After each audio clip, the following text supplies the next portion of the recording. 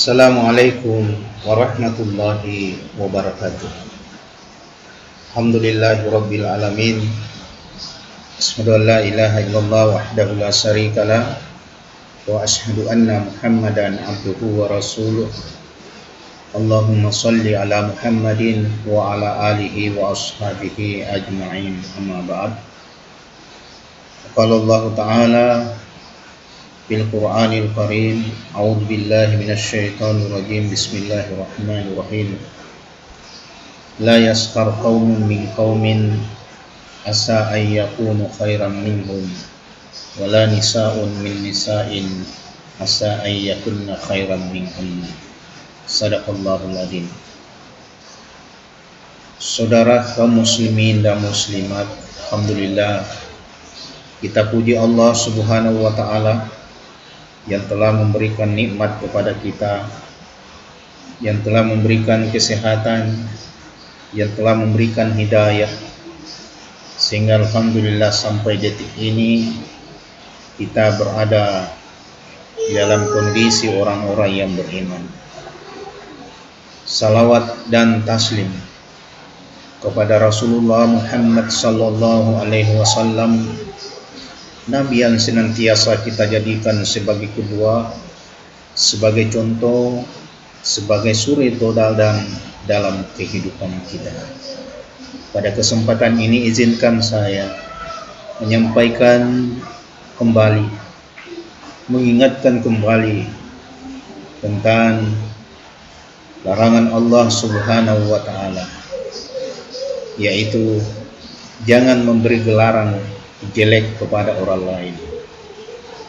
Saudaraku kaum muslimin dan muslimat, memberi gelar kepada seseorang biasa dilakukan di setiap daerah atau suku.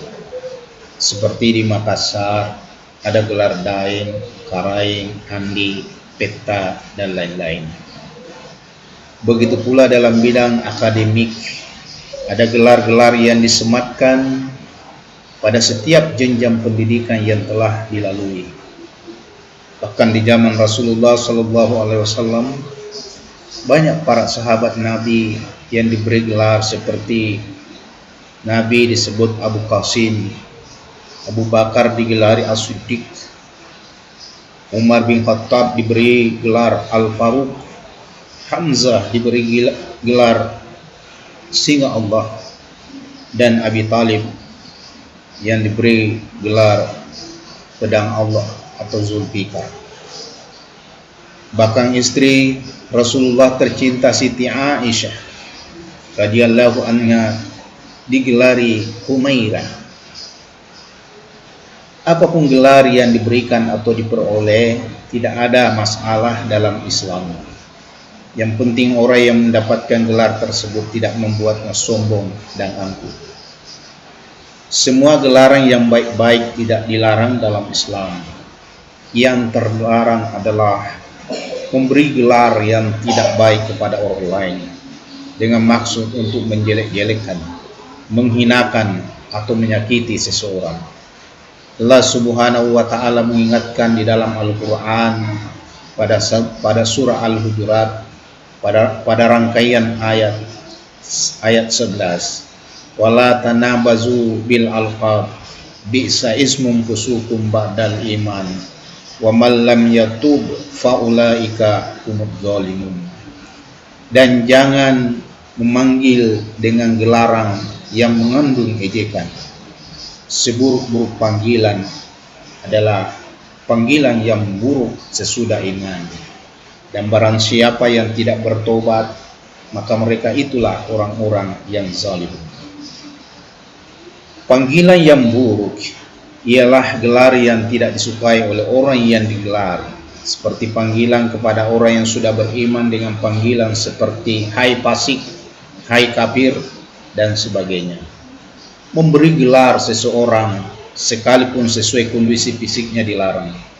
Misalnya seorang suami yang memanggil istrinya yang berkulit hitam karena jujurnya, lalu dia beri gelar wahai labolong hitam. Atau karena hitam lalu dipanggil monkey, monyet. Orang pendek gemuk lalu dipanggil bocor, bodoh-bodoh cokmo. Orang yang tinggi kurus lalu digelari tikus. Hal ini tentu dapat memicu ketersinggungan. Islam sangat menghormati kondisi seseorang, bagaimanapun kondisinya. Oleh karena itu dalam hadis disampaikan bahwa tidak ada perbedaan antara orang berkulit hitam atau berkulit putih, orang Arab atau bukan Arab. Sebagaimana disampaikan dalam hadis bahwa sebelum Rasulullah Shallallahu Alaihi Wasallam wafat, beliau memberikan khutbah di saat haji wada. Beliau menyampaikan dari Abu Nadrah telah menceritakan kepadaku orang yang pernah mendengar khutbah Rasulullah Shallallahu Alaihi Wasallam di tengah hari tasyrik. Beliau bersabda, wahai sekalian manusia, Rabb kalian satu, ayah kalian satu. Ingatlah, tidak ada kelebihan bagi orang Arab atas orang Ajam atau non-Arab, dan bagi orang Ajam atas orang Arab. Tidak ada kelebihan bagi orang yang berkulit merah atas orang yang berkulit hitam, bagi orang berkulit hitam atas orang berkulit merah, kecuali hanya ketakwaan di sisi Allah Subhanahu wa Ta'ala. Apakah kamu sudah menyampaikan? Mereka menjawab, ya benar, Rasulullah Sallallahu Alaihi Wasallam telah menyampaikan. Hadis riwayat Ahmad. Tidak semua gelaran yang buruk atau jelek membuat seseorang atau suatu kelompok menjadi marah atau tersinggung. Tidak sedikit di antara mereka bangga dengan gelaran yang jelek. Misalnya anak-anak yang sering ngumpul di tempat-tempat tertentu, seperti di tepi jalan tikungan, lalu memperkenalkan diri dengan nama Jen Antik, anak tikungan, dengan penuh kebanggaan. Anak yang menamakan diri Tabaci, Tak Bangkana Cipuruna, dan berbagai gelar yang jelek yang membuat mereka bangga dengan julukan atau gelar mereka. Tentu ini tetap terlarang dalam Islam. Maka kepada mereka diharapkan mencari gelar-gelar yang baik.